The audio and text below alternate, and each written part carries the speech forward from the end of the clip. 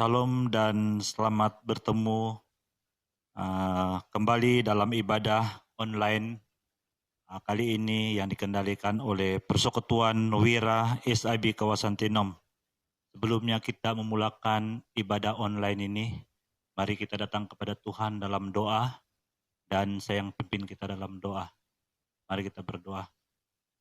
Bapa di surga, Tuhan, pada saat dan kesempatan ini kami bersyukur kepadamu Tuhan oleh karena kasih dan kemurahan Tuhan yang begitu baik dalam hidup kami. Sehingga kami hidup pada hari ini. Tuhan, sebelumnya kami memulakan ibadah online ini, kami menyerahkan setiap pribadi kami yang sedang mengikuti walau di mana jua berada. Tuhan, kami mohon hadirat Tuhan, penyertaan Tuhan, dan kasih karunia-Mu Engkau berikan kepada kami. Kami menyerahkan setiap saudara-saudari kami yang sedang mengikuti ibadah ini. Biarlah kami sungguh diberkati lewat puji-pujian maupun firman Tuhan. Berkati juga setiap persekutuan Wira yang telah mengambil bahagian dalam menyiapkan ibadah online ini supaya apa yang kami lakukan semuanya mendatangkan kemuliaan bagi Bapa yang ada di surga. Tuhan, pada saat ini juga kami mengharapkan supaya setiap kami yang mengikuti ibadah online ini sungguh-sungguh diberkati dan diberikan damai dan sukacita daripada surga. Terima kasih Tuhan. Dalam nama Yesus kami berdoa dan mengucap syukur. Haleluya. Amin.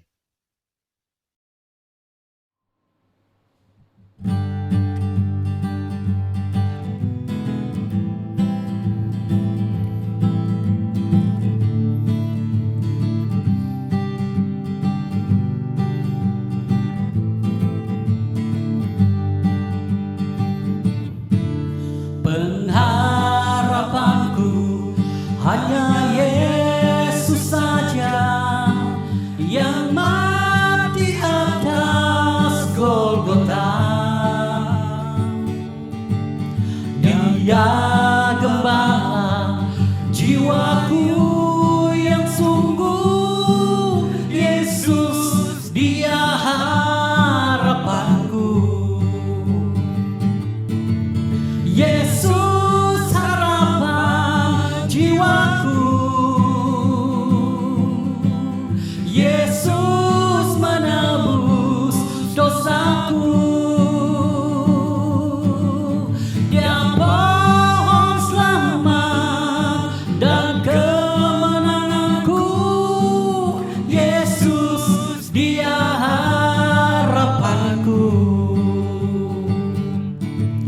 Dia membelaku dalam pencobaan, bebaskan dengan kuasa-Nya. Ku ditegakkan kokoh bagai karang. Yesus dia harapanku. Yesus harapan jiwaku. Yesus penebus dosaku.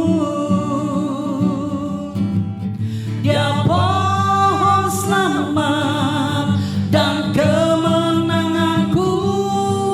Yesus dia harapanku.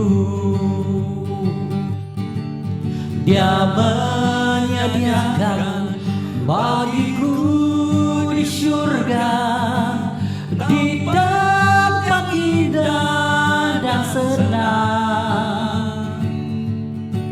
Sungguh bahagia bila percaya Dia. Yesus dia harapanku. Yesus harapan jiwaku. Yesus menebus dosaku. Dia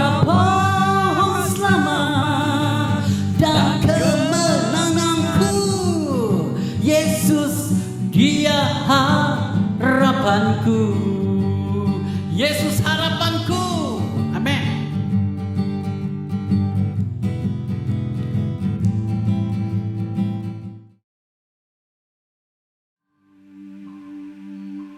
Haleluya Yesus.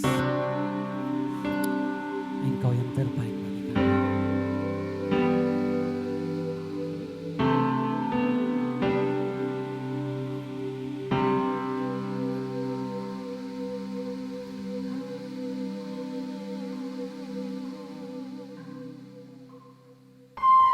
Bila kau izinkan sesuatu terjadi,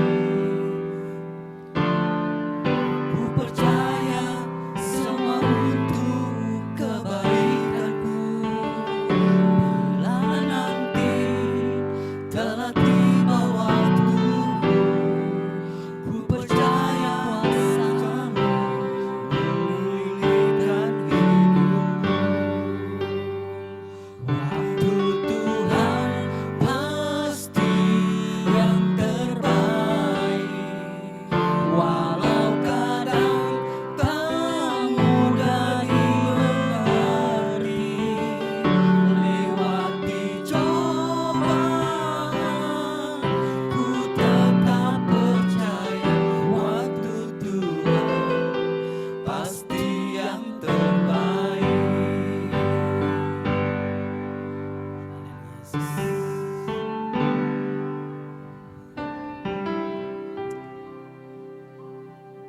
Walaupun apapun keadaan kita saat ini, walaupun keadaan apapun yang saudara alami, ketahuilah bahwa waktu Tuhan itu adalah waktu yang paling terbaik buat saya dan saudara semua. Bila kau izinkan sesuatu terjadi, ku percaya semua untuk kebaikanmu.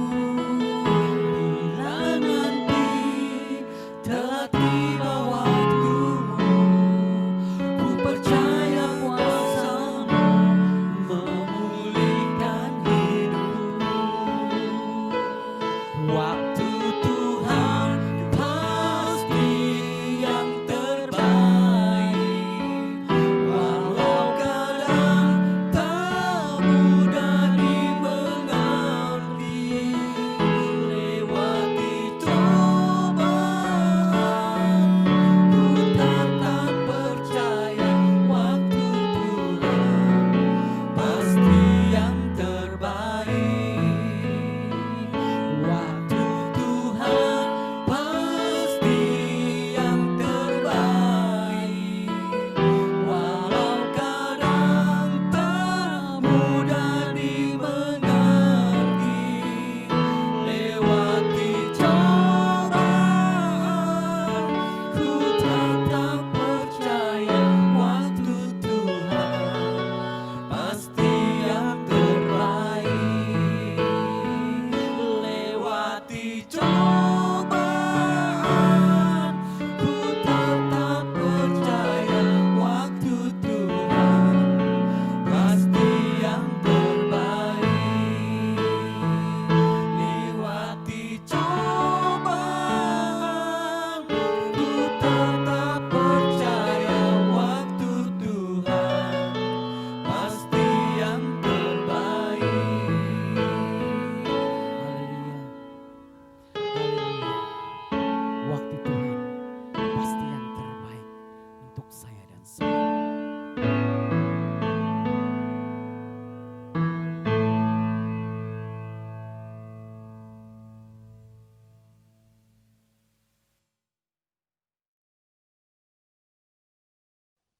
Salam dan selamat petang kepada semua saudara-saudari yang saya kasihi dalam nama Tuhan Yesus Kristus.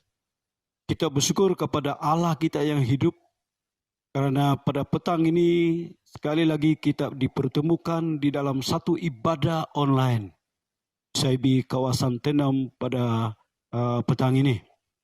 Dan sebelum kita mendengar kebenaran firman Tuhan yang saya kongsikan pada petang ini, Mari kita tunduk kepala, kita buka hati kita supaya Roh Kudus bekerja ketika kita mau mendengar firman Tuhan. Mari kita berdoa.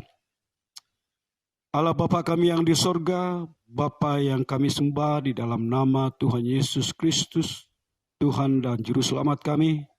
Pada petang ini Tuhan kami sangat bersyukur, berterima kasih kepadamu, karena lewat kasih setia dan damai sejahtera yang telah Tuhan anugerahkan dalam hidup kami dari minggu yang lalu hinggalah pada petang ini kami sekali lagi dapat bertemu di dalam ibadah online pada petang ini. Sebentar ini Tuhan kami mau membuka hati kami untuk mendengar kebenaran firman-Mu. Roh Kudus kami undang Engkau untuk mengurapi kami dengan hati yang siap menerima firman-Mu. Dengan hati yang seperti tanah yang subur. Supaya ketika firman-Mu diberitakan, kami dapat menerimanya. Firman-Mu jatuh, bertumbuh, dan menghasilkan buah dalam kehidupan kami. Terima kasih Bapa di surga. Urapi kami dengan pendengaran yang jelas, dengan mata kami yang tertumpu untuk memperhatikan firman-Mu. Dan hati kami siap untuk mau menerima firman-Mu, siap merenungkan firman-Mu, dan mengaplikasikan firman-Mu dalam tindakan kehidupan seharian kami. Terima kasih Bapa di surga, ini doa kami di dalam nama Tuhan Yesus. Amin. Saudara-saudari yang dikasihi dalam nama Tuhan Yesus Kristus, pada kesempatan ini saya ingin sekali berkongsi firman Tuhan bersama kita pada petang ini yang saya ambil daripada Markus bab atau pasal yang ke-8 daripada ayat yang ke-22 sehingga ayat yang ke-26. Sekali lagi Markus pasal yang ke-8 dari bab dari ayat yang ke-22, hingga ayat yang ke-26. Tajuk kecilnya di sana Yesus menyembuhkan seorang buta di Betsaida. Mari kita baca bersama-sama. Saya baca dengan suara kedengaran, saudara mengiringi dengan pembacaan masing-masing dengan Alkitab kita. Ayat yang ke-22. Kemudian tibalah Yesus dan murid-muridnya di Betsaida. Di situ orang membawa kepada Yesus seorang buta dan memohon kepadanya supaya ia menjamah dia. 23, Yesus memegang tangan orang buta itu dan membawanya keluar kampung. Lalu ia meludah mata orang itu dan meletakkan tangannya atasnya dan bertanya, "Sudahkah kau lihat sesuatu?" 24, orang itu memandang ke depan lalu berkata, "Aku melihat orang. Sebab melihat mereka berjalan-jalan seperti nampaknya, tetapi nampaknya seperti pohon-pohon." Ayat yang ke-25, Yesus meletakkan lagi tangannya pada mata orang itu. Maka orang itu sungguh-sungguh melihat dan telah sembuh, sehingga ia melihat segala sesuatu dengan jelas. Yang terakhir, sesudah itu Yesus menyuruh dia pulang ke rumah dan berkata, "Jangan masuk ke kampung." Saudaraku, lewat daripada pembacaan atau perenungan kita, firman Tuhan pada petang ini, saya ingin membawa kita belajar tentang suatu tema, yaitu tetaplah beriman. Tetaplah beriman. Dalam ayat yang ke-22, di situ orang membawa kepada Yesus seorang buta dan memohon kepadanya supaya ia menjamah dia. Orang buta ini dibawa kepada Yesus dan orang-orang ini minta supaya Yesus menjamah orang buta ini. Ini menunjukkan bahwa permintaan mereka itu spesifik. Permintaan itu mereka itu adalah permintaan yang bertujuan supaya Yesus menjamah orang buta ini.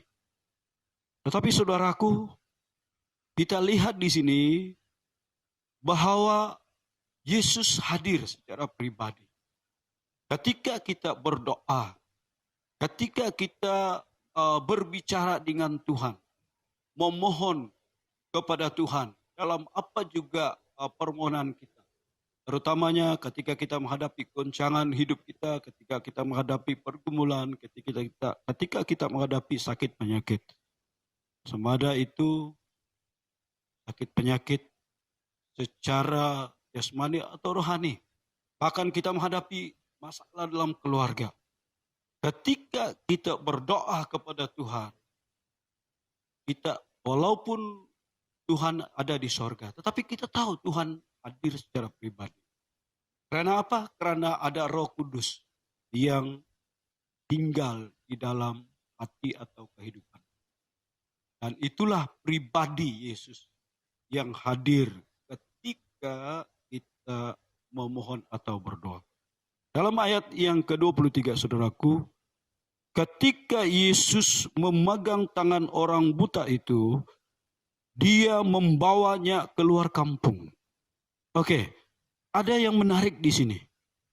Yesus pertama dia pegang tangan orang itu, kemudian dia tarik orang itu untuk membawanya keluar kampung. Apa maksudnya ayat ini? Ketika Yesus menjamah orang ini, dia pegang tangannya. Dia mau orang ini keluar daripada kehidupan lamanya dulu. Sebelum Yesus melakukan mukjizat terhadap orang ini. Karena orang ini masih berada di kampungnya. Oleh sebab itu Yesus tarik dan keluar daripada kampung. Lalu ia meludahi mata orang itu dan meletakkan atas tangannya atasnya dan bertanya, sudahkah kau lihat sesuatu? Oke, kita lihat di sini saudaraku, Yesus pertama dia jamah seperti mana yang diminta. Kedua, Yesus pegang tangan orang itu, bukan di kepalanya.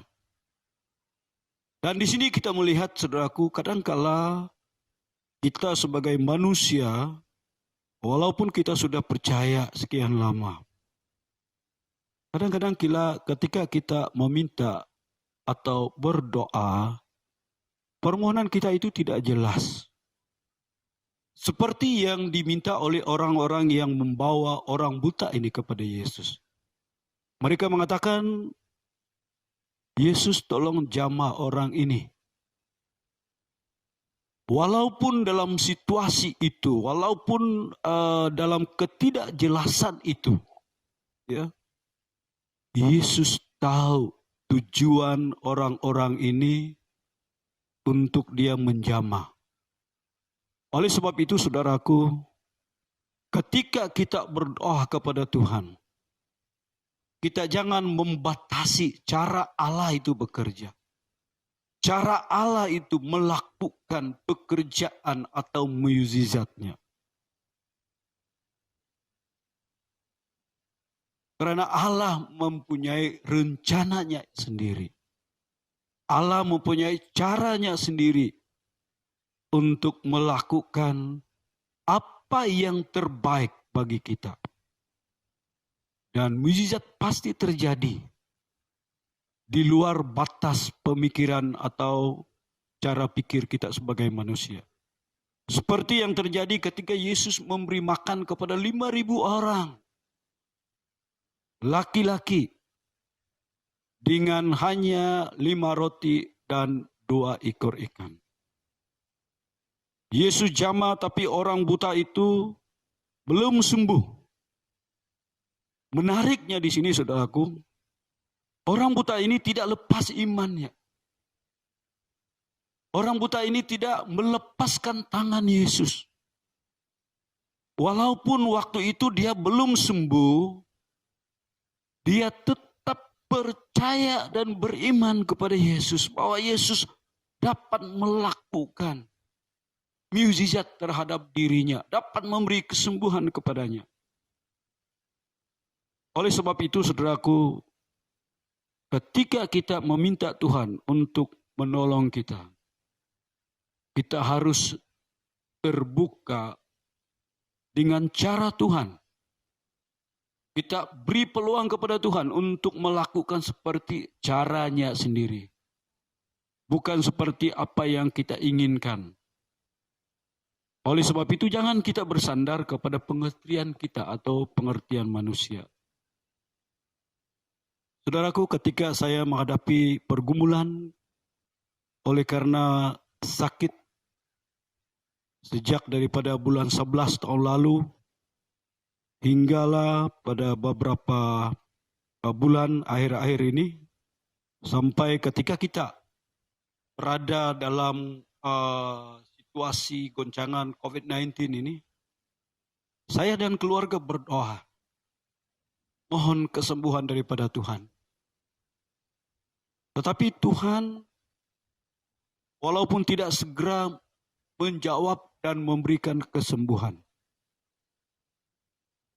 saya tetap percaya, saya tetap tidak berganjak daripada iman, bahwa Tuhan senantiasa memberikan yang terbaik bagi orang-orang yang percaya. Kadangkala Tuhan menunda waktu sedikit untuk mukjizatnya terjadi.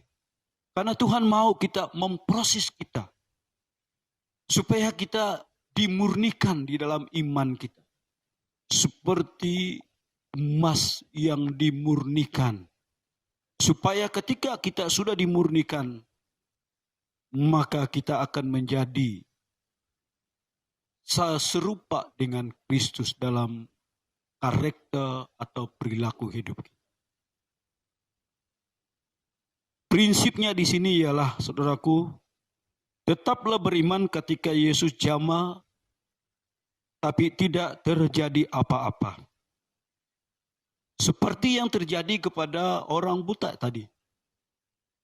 Tetap tekun dan berusaha. Iman itu adalah perlu dipertahankan. Ketika belum terjadi apa-apa, saudaraku, jangan kita rasa kecewa, jangan kita rasa putus asa. Tetapi tetaplah kita berdoa dan teruskan perjuangan. Iman sangat diperlukan ketika belum terjadi apa-apa. Sekali lagi saya katakan, saudaraku, iman itu sangat diperlukan ketika belum terjadi apa-apa.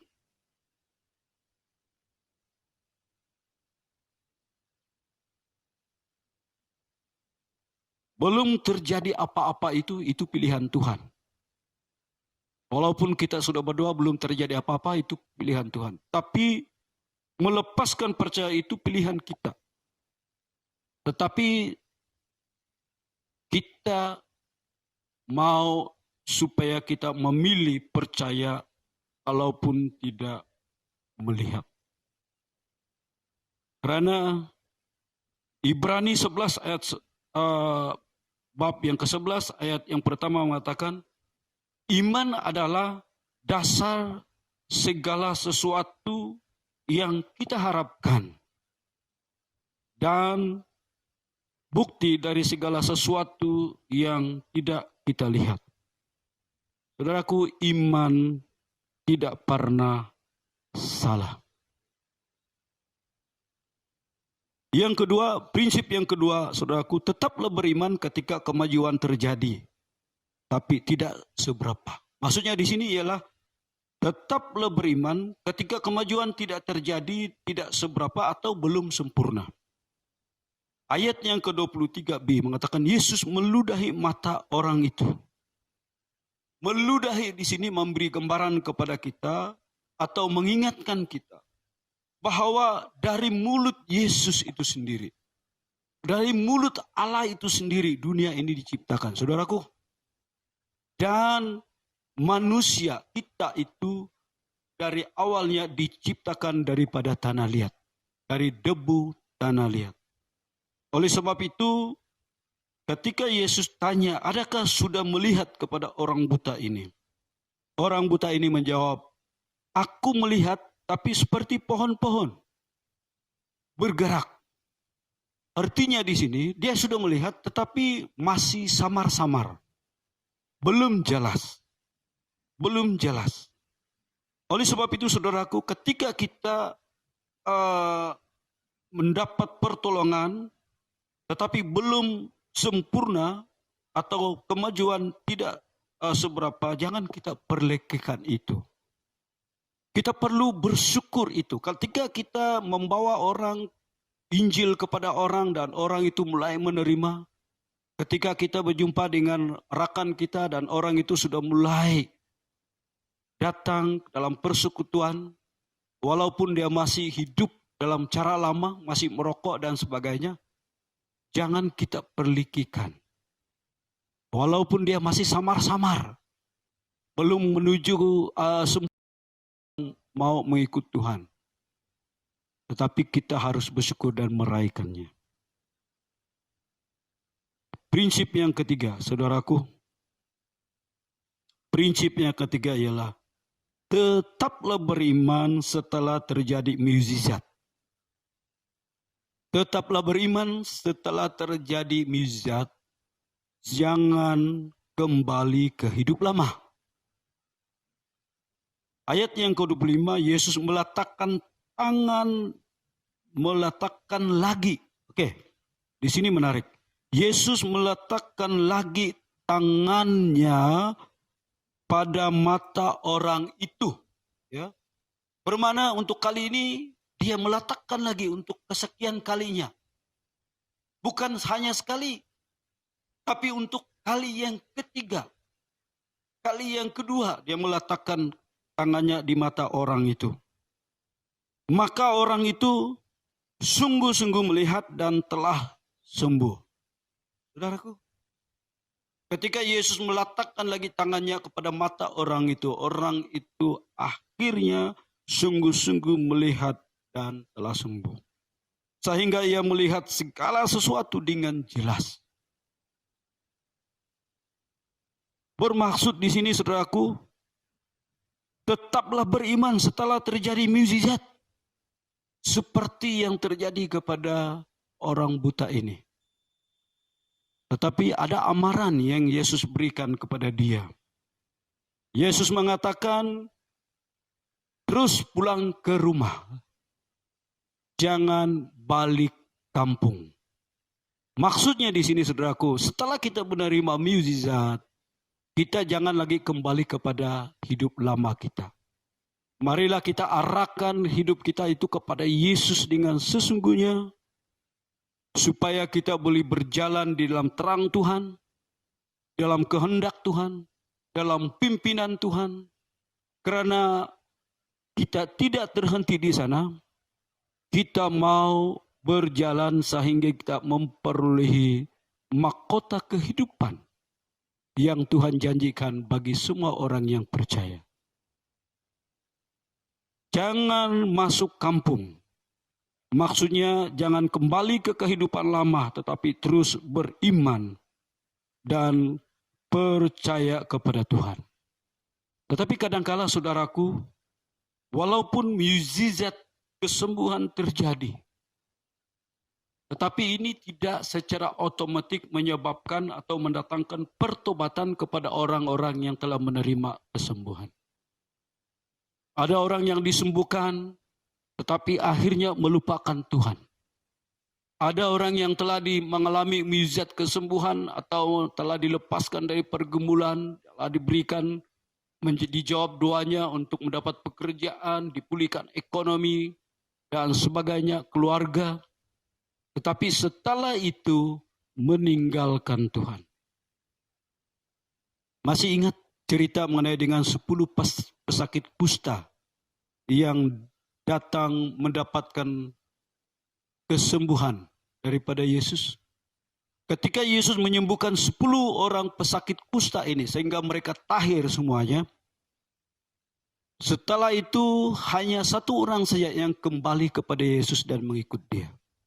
9 orang pesakit kusta pergi dan tidak datang lagi. Maksudnya walaupun mereka telah mengalami kesembuhan daripada penyakit kusta, itu tidak secara otomatis membuat mereka untuk mengalami pertobatan.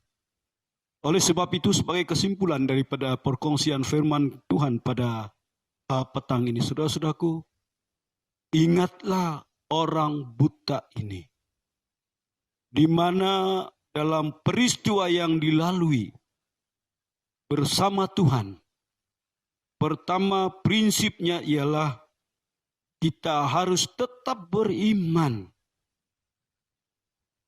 Ketika Yesus jamah tapi tidak terjadi apa-apa. Maksudnya belum lagi ada apa-apa yang terjadi. Yang kedua ialah tetaplah beriman ketika terjadi kemajuan tetapi tidak seberapa. Belum sempurna. Dan yang terakhir sekali, tetaplah beriman setelah terjadi mukjizat dan mukjizat kesembuhan, dan jangan kembali ke hidup lama. Arahkanlah seluruh hidup kita kepada Yesus dan alamilah apa yang Yesus dapat lakukan dalam kehidupan kita. Jadikanlah Yesus sebagai yang terutama dalam hidup kita. Dalam apa keadaan, dalam apa pergumulan, apa pergoncangan, apa rencana kita. Satu hal yang kita perlu lakukan, saudaraku, tetaplah beriman, tetaplah percaya kepada Tuhan Yesus. Karena tanpa Yesus, hidup kita ini tidak berarti apa-apa. Kita hanyalah sebatas debu tanah di mana kita diciptakan. Tetapi oleh karena Yesus dan Roh yang ada dalam diri kita, itu membawa mana kepada kita bahwa Yesus itu adalah segalanya dalam hidup kita. Yesuslah yang terbesar dalam kehidupan kita.